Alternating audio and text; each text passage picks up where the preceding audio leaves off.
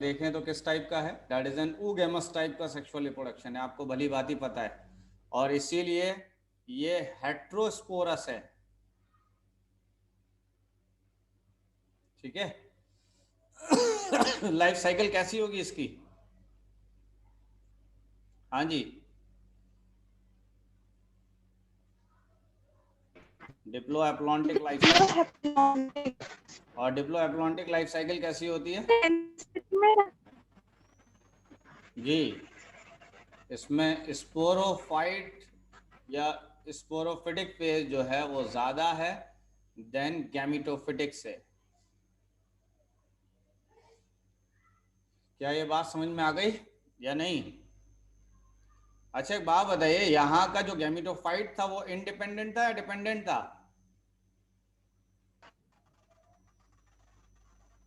Independent. Independent. और bryophyte के case में डिपेंडेंट। किसके ऊपर इंडिपेंडेंट। पिट जाओगे तुम सच में। ये ब्रायोफाइट नहीं दिखाया था तुमको सर जी, और ये दिखाया था, देखो ये ऐसे करके राइजोइड्स हैं और इसके ऊपर ये स्पोरोफिटिक बॉडी थी, याद नहीं है तुमको? ये गैमिटोफाइट थी, याद है। याद है। तो फिर क्यों मतलब इतनी गलतियां हो रही हैं? ये गैमिटोफाइट हो गया, ये पूरा का पूरा स्पोरोफाइट हो गया, ये बात नहीं समझ में आ रही? बताइए। और देख लीजिए स्पोरोफाइट किसके ऊपर ग्रो कर रहा है? गैमिटोफाइट के ऊपर। किस केस में? ब्रायोफाइट के केस में। क्लियर है या नहीं है? अब आइए, गैमिटोफाइट इज इंडिपेंडेंट, ठीक है, इंडिपेंडेंट होगा तो इसका मतलब ये फोटोसिंथेसिस परफॉर्म करेगा, और जब फोटोसिंथेटिक परफॉर्म करेगा, फोटोसिंथेसिस करेगा, तो इसको डिपेंड होने की जरूरत ही नहीं है गैमिटोफाइट को। क्या ये बात समझ में आ रही है नहीं आ रही है? बताइए, कंप्लीट कर लिया ये कहानी? आगे बढ़ जाऊं? Yes sir. ओके। अफीफा कहाँ है आज? अफीफा नहीं नजर आ रही। Yes sir. तबीयत सही है अफीफा? जी तबीयत सही है आपकी? जी ठीक है। ओके। आज बड़े गुस्से में लग रही हैं, किसी ने कुछ कहा है क्या? नहीं। अच्छा, मैंने कहा हो सकता है किसी ने हड़का लिया हो। तो आइए, खैर। ऐसा कुछ नहीं है। अच्छा, ऐसा कुछ नहीं है, चलिए अच्छी बात है। तो बहरहाल ये बात थी स्पोरोफाइट की। स्पोरोफाइट प्लांट बॉडी कैसी होती है? That is the diploid. Diploid plant body की अगर बात करें तो इसके ऊपर आपको पता है कि रूट होगा, स्टेम होगा और लीव्स होंगी, और ये सब के सब डिप्लॉइड होगा, हाँ या ना? बताइए जल्दी से। इसके ऊपर स्पोरोफिल्स आएंगी। क्या आएंगी? स्पोरोफिल्स। स्पोरोफिल्स कोन्स में मिलेंगी। किस में मिलेंगी स्पोरोफिल्स? कोन्स में। कोन्स का दूसरा नाम क्या है? स्ट्रोबिलिस। स्ट्रोबिलिस का तीसरा नाम क्या है? तो that is a lax. Sporophyll के अंदर क्या फॉर्म हो जाएगा? That is an sporangia. Sporangia किसको कहते थे, जरा जल्दी बताइए।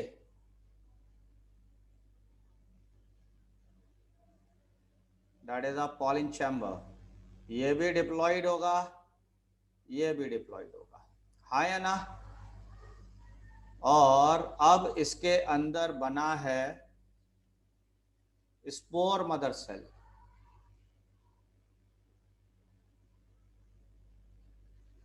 That is an spore mother cells. और स्पोर मदर सेल की बात करें तो ये डिप्लॉइड है। यहां पर सीधी सी बात है, जैसे ही नाम आया है स्पोर मदर सेल, तो इसके अंदर होगा मियोसिस। ये भली भांति आपको पता है, हाँ या ना? और ये बना देगा स्पोर्स, और ये स्पोर्स हैप्लॉइड बनेंगे। क्या ये बात सही है या नहीं है? और स्पोर जब लिबरेट हो गया तो लिबरेट होने पर स्पोर ने बनाया गैमेटोफाइट। नासिया गैमेटोफाइट डिपेंडेंट होता है, इंडिपेंडेंट होता है?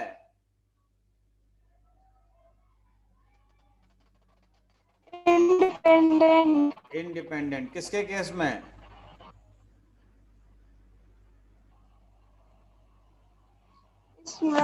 टेरिडोफाइट। टाइडोफाइट के केस में। तो अब क्या होगा, इस गैमेटोफाइट पर क्या बनेगा? अगर देखा जाए तो इस गैमेटोफाइट पर एक बन जाएगा एंथ्रीडिया जो कि हैप्लॉइड था, एक बन जाएगा आर्चिगोनिया, ये भी हैप्लॉइड था, हाँ या ना? एंथ्रीडिया के अंदर अगर याद हो तो बन जाएंगे एंथीरोजॉइड्स।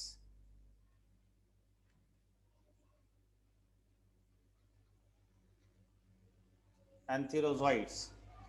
और आर्चिगोनिया की बात करें तो इसमें फॉर्म हो जाएगा एग। क्या ये बात सही है या नहीं है?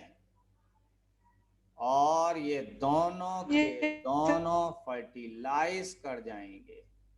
तो यहाँ पर अगर देखा जाए तो इन्होंने क्या कर लिया, फर्टिलाइज कर लिया। फर्टिलाइज करने का मतलब क्या हुआ है भाई?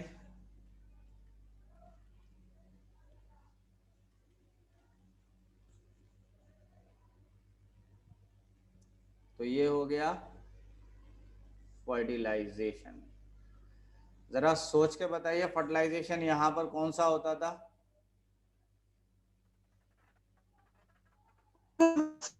ज़ूडियोगेमी। और फर्टिलाइजेशन से अगर आप देखें तो ये क्या बन जाएगा, जाइगोट। और जाइगोट कैसा होगा, डिप्लॉइड। डिप्लॉइड जाइगोट क्या बनाएगा, दैट इज एन एम्ब्रियो। क्या ये बात सही है? एम्ब्रियो क्या बन जाए, कैसा होगा, डिप्लॉइड। और डिप्लॉइड एम्ब्रियो फर्दर बना देगा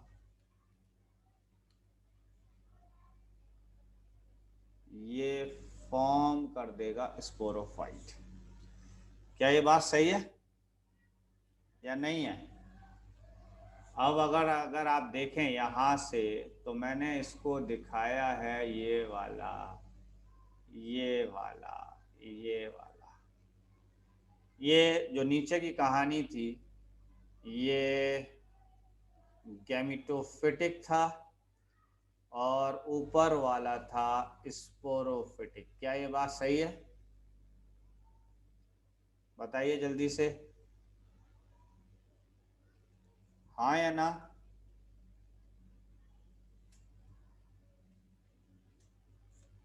नासिया जल्दी से बना लीजिए फौरन।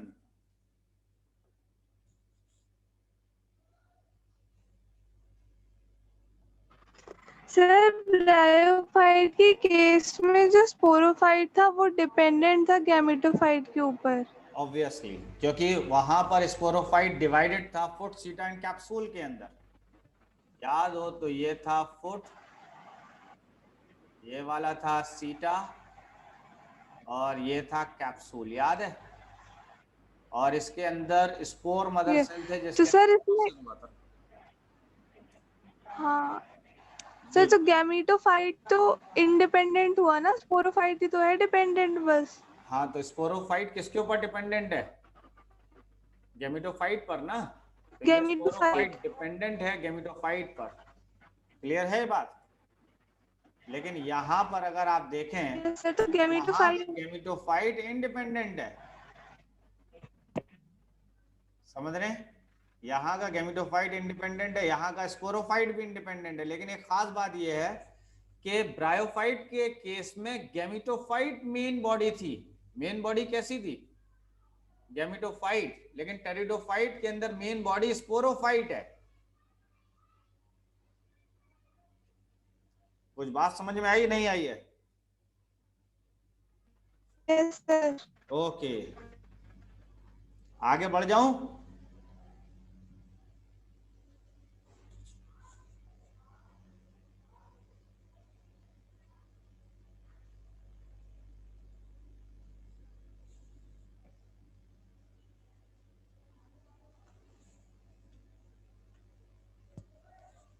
आगे बढ़ूं या नहीं?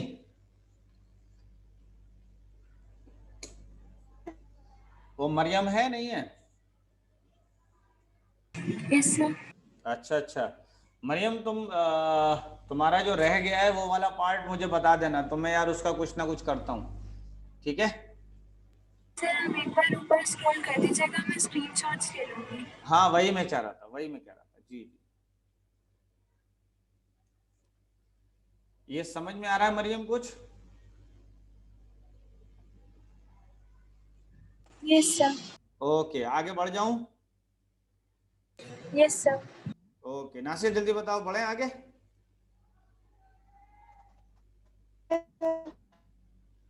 ओके, जब ये फर्टिलाइजेशन होगा तो 2 एंड मिल गए, तो दैट इज अ 2 एंड। चलिए नेक्स्ट आइए। अगर नेक्स्ट आ जाते हैं तो नेक्स्ट आ जाते हैं तो हम लोग बात करते हैं अबाउट द हेट्रोस्पोरी। तो इसका मतलब है that is a different type, हद होती है यार, हद जिसको कहते हैं, डिफरेंट टाइप ऑफ स्पोर्स। और एक का नाम था माइक्रोस्पोर, याद होगा आपको, एंड मेगास्पोर। क्लियर है ये बात? नहीं है? ठीक है। और ये जो शो करते थे वो फ्यू थे, जिसके अंदर अगर एग्जाम्पल की बात कर लें हम, तो एक है स्लैजिनीला,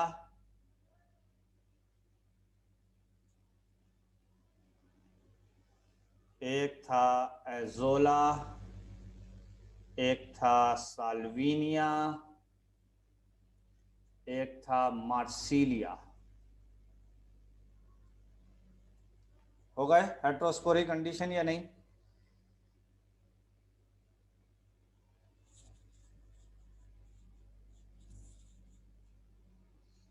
और फिर मैंने लिखा एक और पॉइंट लास्ट है, that is the pteridophytes have seed habit,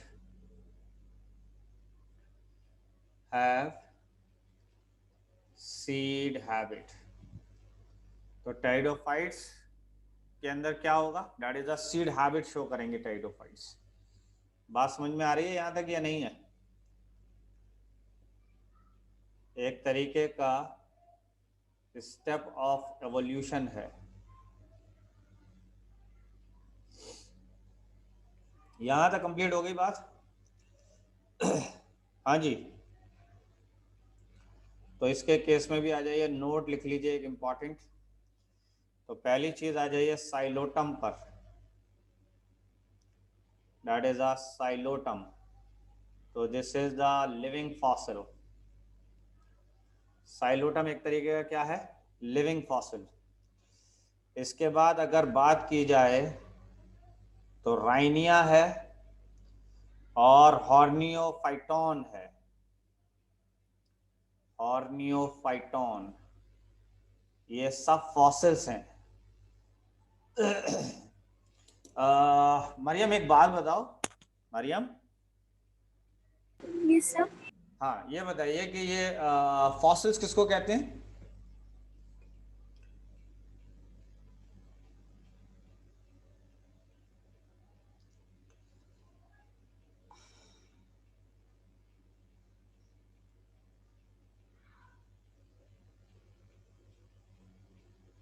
जल्दी बताइए। अब एग्जिस्ट नहीं करते हो। यानी दुनिया से एक्सटिंक्ट हो चुके हैं। क्लियर है ये बात? Yes sir. तो ये बताइए what is living fossil? What is living sir fossil? ये बहुत ही लिमिटेड स्पीशीज है। हाँ जी, बहुत ही लिमिटेड स्पीशीज बची बिल्कुल हैं। भी नहीं। लिविंग फॉसिल का मतलब क्या है? बाकी लोग जो सुन रहे हैं वो भी बताएं, सर लिविंग फॉसिल का क्या मतलब है?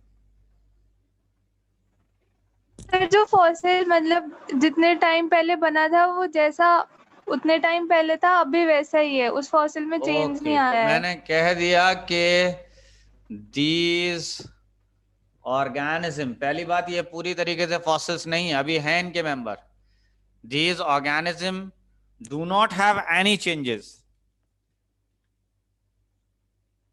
Do not have any change since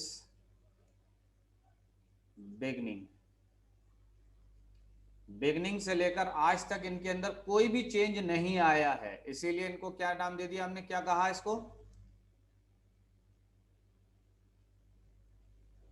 हाँ जी सर तो ये भी एक्सटिंक्ट हो चुके हैं? क्या कह रही हैं? सर तो क्या ये भी एक्सटिंक्ट हो चुके हैं? कौन से वाले? ये एक्सटिंक्ट नहीं हुआ है, ये है साइलोटम है। सर मतलब अभी इनकी लिविंग स्पीशीज पाई जाती हैं? बिल्कुल है, साइलोटम की लिविंग स्पीशीज मौजूद है, और जो स्पीशीज मौजूद है उन स्पीशीज के अंदर कोई भी चेंजेस नहीं आया है जब से लेकर तब, जब से ये आए हैं दुनिया में तब से लेकर आज तक इनमें कोई चेंजेस नहीं आया है, इसीलिए हमने इनको नाम दे दिया दे आर लिविंग फॉसिल्स। कुछ बात समझ में आई या नहीं आई? Yes sir. और अगर राइनिया और हॉर्नियोफाइटोन की बात करें तो ये फॉसिल्स हैं, ये दुनिया से खत्म हो चुके हैं पूरी तरीके से। क्लियर है या नहीं है? Yes sir. ओके, दूसरी बात कर लेते हैं। तो एक है that is a lycopsida, lycopsida का दूसरा नाम है that is a club moss. कौन सी मॉसेज हैं ये? ठीक है, और इसके अंदर जो आएगा that is a lycopodium, that is a lycopodium. Clear है ये बात? और ये भी एक तरीके का मेडिसिनल प्लांट है। कैसा प्लांट है? Medicinal plant. ठीक है, नेक्स्ट आ जाइए स्लेजेनीला पर।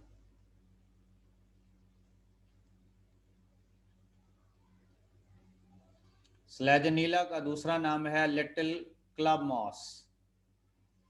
कौन सा मॉस? लिटिल क्लब मॉस या स्पाइक मॉस।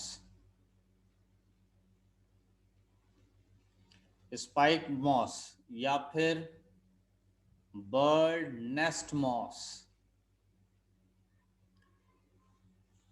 ठीक है, एक बात बताइए कि क्या आपने रामायण देखी है थोड़ा बहुत या नहीं?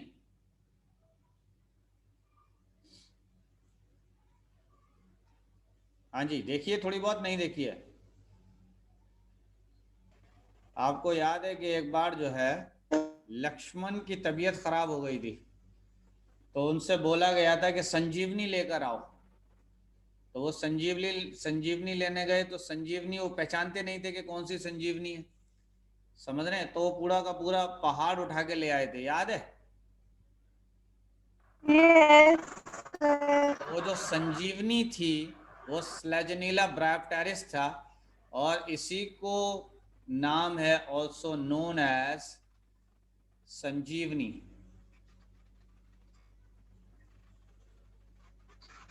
सर, ये मेडिसिन प्रॉपर्टी होती है इसके अंदर? हाँ जी, इसलिए क्या कहा?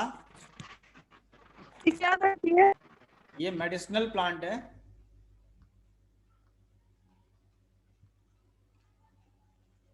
तो रामायण के अंदर इसका जो हनुमान से मंगाया गया था वो संजीवनी बूटी मंगाई गई थी, संजीवनी बूटी। तो संजीवनी बूटी जिस प्लांट पर आती है, जिस टेरिडोफाइट पर आती है, उसका नाम है स्लेजेनिला ब्रायोप्टेरिस। क्लियर है ये बात या नहीं है? नेक्स्ट आ जाइए, तो एक है इक्विसीटम। तो मैंने कहा कि silica is present and used for washing utensils. Nasiya दादी कभी जो हैं बर्तन वॉश करती होंगी ना, तो वो इसी से वॉश करती थी, इक्विसीटम से। समझ रही है नहीं? हाँ जी, और कभी कभी ये इक्विसिटम रेस्पॉन्सिबल होता है for forest fire. Forest fire भी कर देता है ये इक्विसिटम।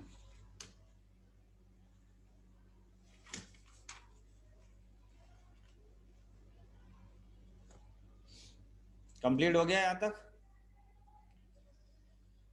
या नहीं? Yes, sir. ओके, फिर मैंने कहा कि largest group of pteridophyte are ferns. आप लोगों ने फर्न्स देखे नहीं देखे हैं? Yes, sir. देखे हैं नहीं फर्न्स? देखे। अच्छी चीज है, चलिए अभी रुक जाइए, अभी देखिएगा। ठीक है, अच्छा एक बात बताइए, स्टार्टिंग में मैंने बताया था कि एक स्मॉलर लीव होती है, एक लार्जर लीव होती है, याद है? स्मॉलर लीव, लार्जर लीव, नहीं याद है? याद है, याद है। याद है। तो ये जो लार्जर लीव थी जो कि फोटोसिंथेसिस परफॉर्म कर रही थी, ठीक है, तो मैंने कहा larger leave which perform photosynthesis, वो फोटोसिंथेसिस जब परफॉर्म कर रही थी तो उसका नाम था डेट इज अ फ्रंट। उसको आप क्या कह देते थे उस पार्ट को? That is frond. और ये मैंने आपको उसमें पढ़ाया है, फ्रंट जो है that is a brown algae के केस में, याद होगा आपको, समझ रहे हैं? मैंने कहा कि stem have stem hairs. Stem के ऊपर क्या मौजूद होगा? Same here. और ये मल्टी सेलुलर होंगे, और मल्टी सेलुलर स्टेम हेयर का नाम होता है रेमेंटा। ठीक है, मल्टी सेलुलर स्टेम हेयर का नाम क्या है? That is a रेमेंटा। क्लियर हुई बात? Try क्या कह रही हैं? जैसे ट्राइकोम का नाम सुना है? ट्राइकोम, हाँ ट्राइकोम हुआ, इसी तरीके से रूट हेयर हुआ, इसी तरीके से यहाँ पर रेमेंटा मौजूद होते हैं। क्या मौजूद होते हैं? नेक्स्ट आइए एजोला। एजोला स्मॉलेस्ट टेरिडोफाइट है। कैसा टेरिडोफाइट है? स्मॉलेस्ट टेरिडोफाइट है एंड बायो फर्टिलाइजर है इन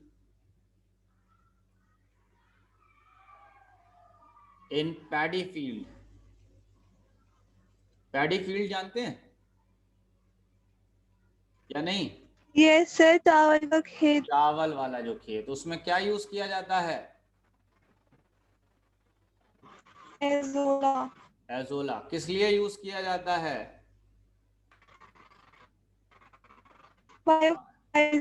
यानी नाइट्रोजन फिक्सेशन के लिए। किसके लिए? नाइट्रोजन फिक्सेशन के लिए। क्लियर है बात? नेक्स्ट आइए एडियंटम। एडियंटम का दूसरा नाम है वॉकिंग फर्न। एडियंटम का दूसरा नाम क्या है? That is a walking fern. यहां तक बात समझ में आ रही है या नहीं आ रही है? और वॉकिंग फर्न इसलिए कहते हैं कि इसमें रैपिड वेजिटेटिव प्रोपगेशन होता है। Rapid vegetative reproduction. नेक्स्ट आइए ऑल्सोफिलिया। ये बेसिकली ट्री फर्न है, ठीक है, और लार्जेस्ट टेरिडोफाइट है।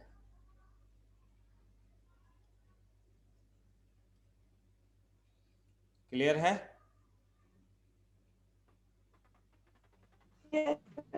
ओके, ये आपका प्लांट किंगडम कंप्लीट हो चुका है,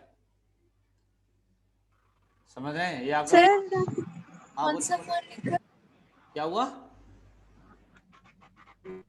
सर ट्रू फर्न लिखा है आपने? क्या लिखा है?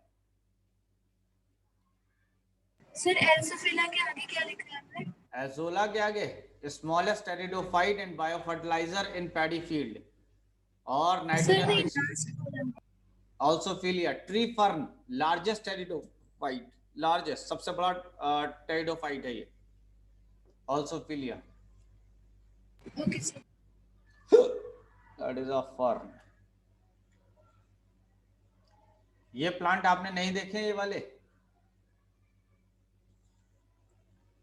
हाँ जी, ये वाले प्लांट नहीं देखे आपने? ये जो हेयर्स नजर आ रहे हैं ये वाले नहीं आ रहे हैं?